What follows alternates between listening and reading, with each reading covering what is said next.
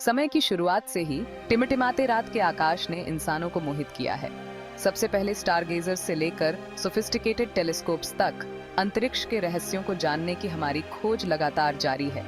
हमने probes launch किए हैं, रोवर्स उतारे हैं और मनुष्यों को अंतरिक्ष में भेजा है। हर मिशन हमें कॉस्मोस में अपनी जगह को समझने के करीब लाती है। मर्क्यूरी की गर्मी से लेकर नेपट्यून के बर्फीले मैदानों तक हर प्लैनेट हमारे कॉस्मिक नेबरहुड की एक झलक देता है। हमारे साथ जुड़ें और स्पेस एक्सप्लोरेशन की दिलचस्प दुनिया में उतरें। हमारे सोलर सिस्टम के केंद्र में सूर्य का राज्य है, जो बर्निंग गैस का एक विशाल गोला है। लगभग 1.4 मिलियन किलोमीटर्स के डायमीटर के साथ सूर्य के विशाल आकार को समझना मुश्किल है। इसके कोर में न्यूक्लियर फ्यूजन से फ्यूल्ड होकर तापमान 15 मिलियन डिग्री सेल्सियस तक बढ़ जाता है। सूर्य की सतह प्लाज्मा का एक अशांत समुद्र है, जो सन स्पॉट्स और सोलर फ्लेयर्स द्वारा चिह्नित है। सूर्य लगातार चार्ज पार्टिकल्स की एक धारा का उत्सर्जन करता है, जिसे सोलर विंड के रूप में जाना जाता है। सूर्य के व्यवहार को समझना पृथ्वी पर संभावित प्रभावों की भविष्यवाणी करने के लिए महत्वपूर्ण है। सूर्य से बाहर की ओर बढ़ते हुए हमारा सामना इनर प्लैनेट्स से होता है, जिनमें से प्रत्येक की अपनी अनूठी कहानी है।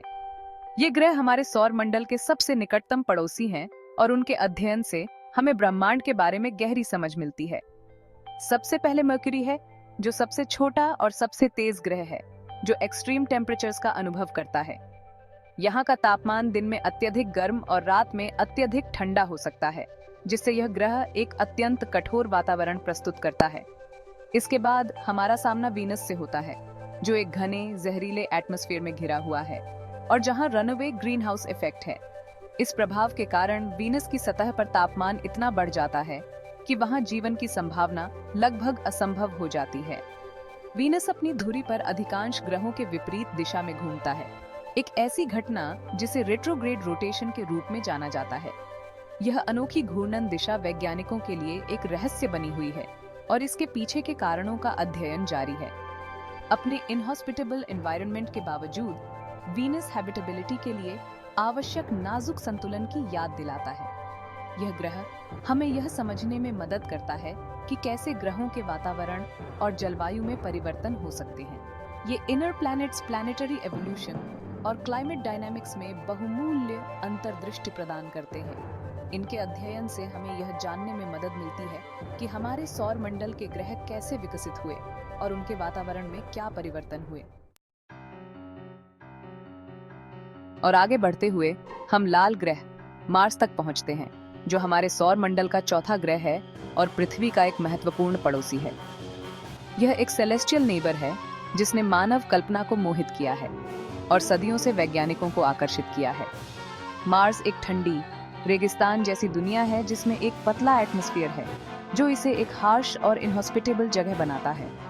लेकिन सबूत बताते हैं कि इसमें कभी लिक्विड वाटर रहा होगा, जो जीवन के लिए एक महत्वपूर्ण घटक है। मार्स पर पास्ट या प्रेजेंट माइक्रोबियल लाइफ की संभावना एक टैंटलाइजिंग पर्सपेक्टिव है, जो यह संकेत देती है कि जीवन कहीं और भी हो सकता है। क्यूरियोसिटी और परसेवरेंस जैसे रोवर्स प्राचीन जीवन के संकेतों की तलाश में इसकी सतह की सक्रिय रूप से खोज कर रहे हैं और महत्वपूर्ण डेटा एकत्र कर रहे हैं। मार्स में सबसे बड़ा ज्वालामुखी ओलिम्पस मॉन्स और एक भव्य कैनियन सिस्टम वालिस मैरिनेरिस है, जो इसकी भूगर्भीय विविधता को दर्शाता है। मार्स की चल रही एक्सप्लोरेशन हमारे सेलेस्टियल नेबर के रहस्यों को उजागर करने की हमारी इच्छा का प्रमाण है और यह हमें भविष्य में मानव मिशनों के लिए तैयार कर रहा है। टेरेस्ट्रियल प्लैनेट से आगे बढ़ते हुए हम गैस जायंट्स के दायरे में प्रवेश करते हैं। ये विशाल ग्रह हमारे सौरमंडल के बाहरी हिस्से में स्थित हैं और इनकी संरचना और विशेषताएं अद्वितीय हैं। सबसे पहले जुपिटर है, जो सबसे बड़ा ग्रह है, जिसका मास अन्य सभी ग्रहों को मिलाकर से भी अधिक है। ये ग्रह इतना विशाल है कि इसमें 1300 पृथ्वियां समा सकती हैं। जुपिटर का एटमॉस्फेयर रंगीन बैंड और तूफानों की एक टेपेस्ट्री है, जिसमें ग्रेट रेड स्पॉट भी शामिल है। ये विशाल तूफान सैकड़ों वर्षों से सक्रिय है और पृथ्वी से भी बड़ा है। जुपिटर में एक शक्तिशाली मैग्नेटिक फील्ड है, जो चार्ज पार्टिकल्स को फंसाता है और तीव्र रेडिएशन बेल्ट्स बनाता है। ये रेडिएशन बेल्ट्स अंतरिक्ष यान के लिए एक चुनौतीपूर्ण वातावरण बनाते हैं। जुपिटर की परिक्रमा 79 झात मून्स करते हैं, जो हर एक अपनी तरह की एक दुनिया है। इनमें से कुछ मून्स, जैसे कि यूरोपा, बर्फीले सतह के नीचे संभावित महासागरों के लिए जाने जाते हैं। इसके बाद सैटर्न है, जो रिंग ज्यूल है, जिसमें बर्फ और चट्टान के अनगिनत कणों से बना एक शानदार रिंग सिस्टम है।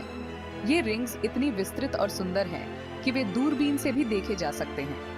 सैटर्न का यह रिंग सिस्टम सौर मंडल में सबसे जटिल और विस्तृत है।